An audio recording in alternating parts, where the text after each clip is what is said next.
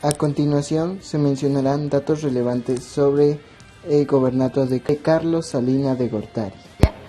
Durante su administración hizo lo que a continuación se presenta. El 2 de diciembre de 1988 se llevó a cabo el Programa Nacional de Solidaridad PRONASCO para tratar de tener la justicia social. Los que participaron, además del gobierno federal, fue el país en general, impulsados con un sentimiento de nacionalismo y de desarrollo social. Los logros que se dijeron en México fueron los siguientes: la construcción, rehabilitación y equipamiento de miles de escuelas. Llevaron agua potable a más comunidades. Se introdujo el servicio eléctrico en miles de comunidades rurales. Se construyeron más hospitales, el pavimento en colonias populares, así como se construyeron más caminos rurales y carreteras. Fueron otorgados más de 1 millón de créditos a campesinos. Se crearon más tiendas de abasto. Cambió el modelo económico del país gracias a un programa de modernización. Estimuló las exportaciones. Renegoció la deuda externa e hizo que México se sujetara a las condiciones impuestas por el Banco Interamericano de Desarrollo.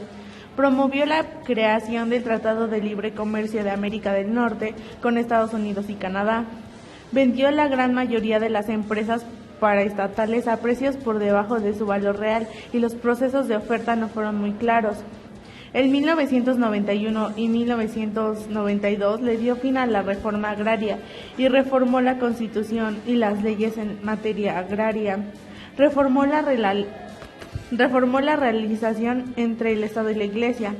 Durante su gobierno se dio la venta de Teléfonos de México, Telmex, cuya venta se realizó por medio de una subasta abierta al público en la que participaron varios grupos extranjeros y otros empresarios que ofrecieron cantidades mayores para la compra. Pero uno de los requerimientos bases, que fue la mayor parte de las acciones de Telmex, debía quedar en las manos mexicanas. La persona que ofreció una mayor cantidad para su compra fue Carlos Slim, propietario del Grupo Carso. Así fue como se dio la modernización de los Teléfonos de México. También se dio la privatización de la banca y la firma de TLC. Así mismo se vendieron 18 instituciones más y así se logró recaudar alrededor de 13,000 millones de dólares y que fueron destinados a pagar la deuda interna. La historia de México señala que el gobierno de Carlos Salinas cambió el discurso y la ideología base del sistema manejado en el PRI. Se dice que el trabajo bajo el liberalismo social, dicha categoría trata de recuperar las tradiciones ideológicas propias del liberalismo jurista del siglo XIX y la Revolución Mexicana del siglo XX. La historia de México señala que el gobierno de Carlos Salinas cambió el discurso y la ideología base del sistema manejado en el PRI. Se dice que trabajó bajo el liberalismo social.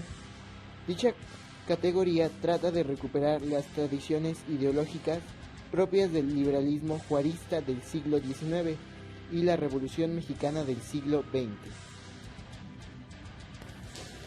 Otro aspecto que se dio durante la administración de Salinas fue el 1 de enero de 1994, cuando el Tratado de Libre Comercio entró en vigor en el estado de Chiapas y se dio una rebelión formada por indígenas de bajos recursos económicos, que no tenían tierras. Se formó el Ejército Zapatista de Liberación Nacional.